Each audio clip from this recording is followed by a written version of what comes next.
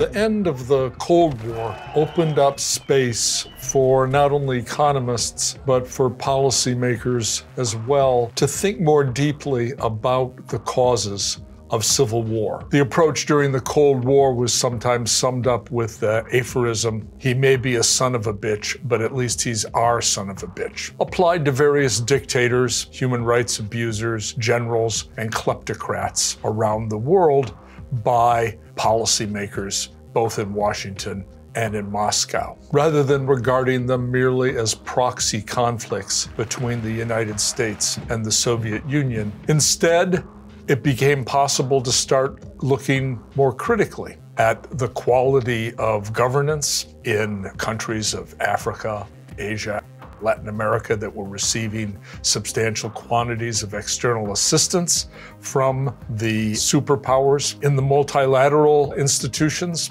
like the World Bank and the regional development banks, good governance became part of the development assistance agenda. And so you began to lift up topics and open the door on topics that had been more or less swept under the rug or ignored during the Cold War itself.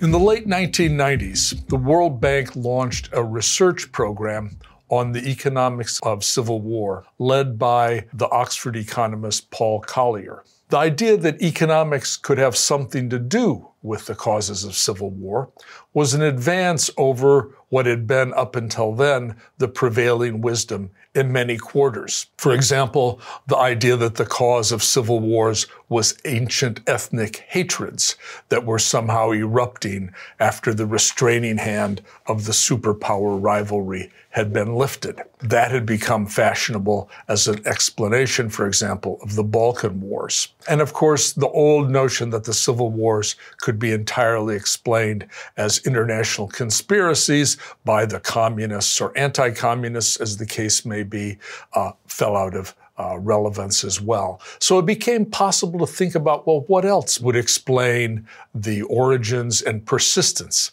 of these ongoing conflicts? There were some limitations, however, in the approach that was taken, or at least initially adopted, by the World Bank Research Program.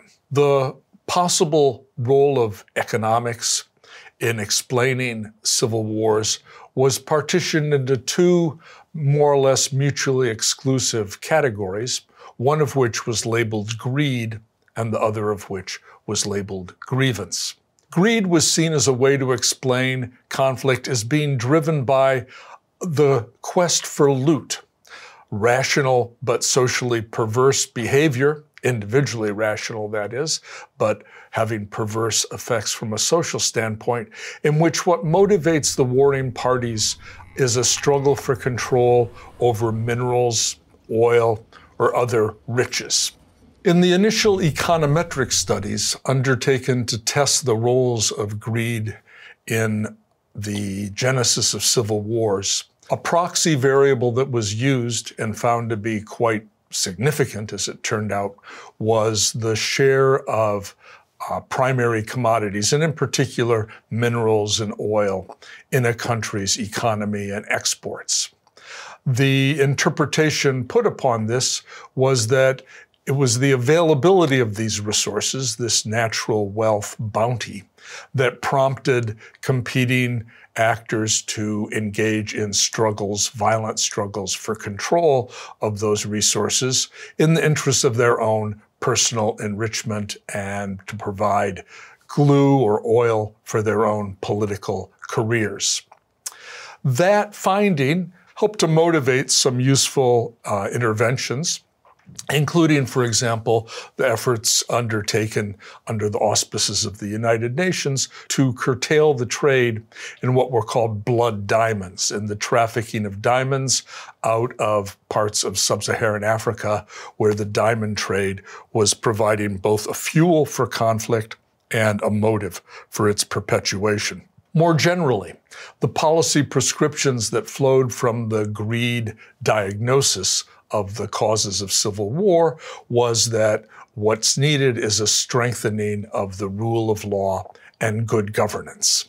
These were useful insights, but in framing greed as the driver of conflict, rather than as one piece of a larger story, it not only oversimplified, but also sometimes led to downplaying the importance of other causes. The other main cause in the bank's initial framework was grievance. Here, the story, it's sort of an alternative economic story, centered on injustice, exclusion, high degrees of inequality as a driver of discontent, rebellion, and ultimately civil war. And so here the policy prescriptions focused on distributional justice, inclusion, equity as policies that would help to head off the risk of violent conflict. One of the major weaknesses of the World Bank's approach was that it posed these really as an either-or set of alternatives. It was either greed versus grievance. It could be one, could be the other, but the idea that these could actually be involved in some sort of mutually reinforcing interplay and interaction was not really central to the agenda. A second major weakness was that the econometric analysis used to measure the role of grievance was one specific measure of inequality, the one that's most convenient because it's most widely used by economists, and that is the Gini coefficient of income distribution, measuring the distribution of income from the top to the bottom, from the rich to the poor, which is a useful measure, but far from the only useful measure of the degree of inequality in a society. Among the problems with the income Gini are that income inequality itself is notoriously poorly measured, especially for purposes of international comparisons. And secondly, that inequalities in other variables apart from income, like wealth, assets as opposed to the income flow, or political power, or land ownership, for example. These things may also be important dimensions of inequality, but they're not well captured by income alone. And finally, and perhaps most importantly, the Gini only measures vertical inequality, that is to say between rich and poor, and doesn't measure what is sometimes called horizontal inequality. That is to say inequalities amongst social groups defined on some non-income basis. So instead of defined on the basis of rich versus poor, they're defined on the basis of variables like race, ethnicity, religion, region, language, or even gender. These are inequalities that are ubiquitous, in fact, very common in many societies, but the Gini coefficient doesn't measure those. It's just measuring the difference between rich and poor, regardless of the social categories to which people belong. The importance of inequalities in that horizontal sense, inequalities between different groups, has long been apparent, I think, to anyone, perhaps except some economists, looking at civil wars and the way they play out.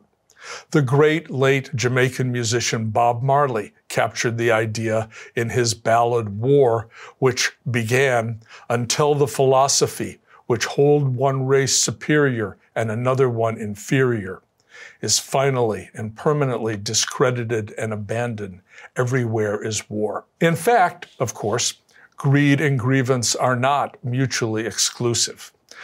Both can be part of the same story of conflict in the same time and place. Indeed, they can be mutually reinforcing. Greed can help to give rise to oligarchies, kleptocracies, highly concentrated wealth and power in the hands of a narrow class of people, often from one particular race or region or ethnic group, and of course, most often men. And at the same time, grievances that result from that concentration of wealth and power can create opportunities for opportunists, greedy individuals, leaders, to capitalize on that discontent in the name of rectifying these injustices, to proceed to take the opportunity to line their own pockets in the process of mobilizing war. So greed and grievance can, in fact, go together, and indeed they often do. Simple econometric models which pit one variable against the other aren't necessarily well suited to testing for that. They're good for testing preconceived hypotheses or preconceptions, but they're not necessarily good for illuminating anything as complex as the causes of civil wars in real times and real places. For that purpose, case studies can be more revealing. And indeed, in a second phase of the World Bank project, they proceeded to carry out a number of case studies, and the results from those helped to bring out that, in fact, there is an interaction between greed and grievance, and provided the beginnings of a richer understanding of what's going on. A good example of the greed and grievance interactions that was in one of the case studies that the bank commissioned, what was up until the mid-90s called Zaire and later became known as the Democratic Republic of Congo, or DRC. During the 32-year period of the rule of Joseph Mobutu, an army figure who was installed in power with the help of the United States about a year after the DRC became independent, when the initial president, Patrice Lumumba, was overthrown and assassinated. Mobutu ruled the country as a dictator. Resource extraction and wealth creation proceeded apace, but virtually none of that wealth trickled down, as the saying goes, to the ordinary people. On the contrary, per capita incomes declined for most people, and by the 1980s, about 70% of the country's population was living below the poverty line. Meanwhile, Mobutu himself was becoming one of the richest men in the world. My colleague Leonce Ndukumana and I have estimated that the total amount of capital flight from Zaire, that's unrecorded outflows of foreign exchange, amounted to $12 billion, or when you add imputed interest earnings on that money, to $18 billion, which exceeded the country's total foreign debt at the time of Mobutu's overthrow, which was about $14 billion. Mobutu himself invested some of this money in extravagant ways. He built a huge palace in his home village, complete with a runway for his own Concorde supersonic airplane that he could use to travel nonstop from his village to meet his patrons in Washington, D.C. during the Cold War. He had a chateau in the French Riviera, complete with a heliport for his helicopter and gold-fitted bathroom fixtures. This was a prime example of what became known as kleptocracy, rule by a thief. The violent rebellion that ultimately drove Mobutu from power in the mid-1990s was unleashed by grievances against the regime that were seized upon by some of the leaders of the rebellion who were pursuing their own greed agendas. And this ignited massive bloodshed that has, I'm sorry to say, continued up to the present day. It's estimated that since Mobutu's overthrow, roughly 6 million people have died in the DRC conflict, making it the deadliest war since World War II, with an even larger number of people displaced from their homes. In the course of this war, one thing that's been quite visible has indeed been the role of natural resource plunder as fuel for arms purchases and maintaining armed forces, and as a motive for contending parties, some of whom are supported by outside actors from the region now, to carry on the battle, to maintain control. The DRC has some very, very rich reserves, not only of traditional minerals like gold and copper and diamonds, but also of minerals that have now become very important in the new economy, including cobalt, which is used in batteries, coltan, which is used in cell phones and laptops. Also rich resources in timber. These resources provide both a motive and a means to finance conflict. Transnational firms and neighboring countries are deeply involved both in the trade in these resources and in the conflict itself. And in the recent book that my colleague Leonce Ndikumana and I co-edited, called On the Trail of Capital Flight from Africa, The Takers and the Enablers, my colleagues, collaborators, and I have called these networks that link transnational actors with national combatants, transnational plunder networks. These are entities that span borders and that involve a mutually beneficial interaction, mutually beneficial, that is, for the plunderers, that takes place at the expense of everyone else in the society. The result has, of course, been massive suffering and deprivation in a land richly endowed with natural resources, an example of what sometimes is called the paradox of plenty or the resource curse, the idea that actually, instead of being a blessing, as one might imagine natural resources would be, they can turn out to be a curse for the people of a country, particularly if those resources attract predators, plunderers, and kleptocrats who proceed to make their lives a living hell. In the DRC and elsewhere, war is not only about economics, but economics does play an important role. And given the importance of economic forces, including greed and grievance, as drivers of conflict, as well as the enormous costs that conflict creates for the economy and for the people of the country where the conflict is taking place, the irresponsibility and insufficiency of the shrug and smug responses of conventional economics becomes ever more apparent.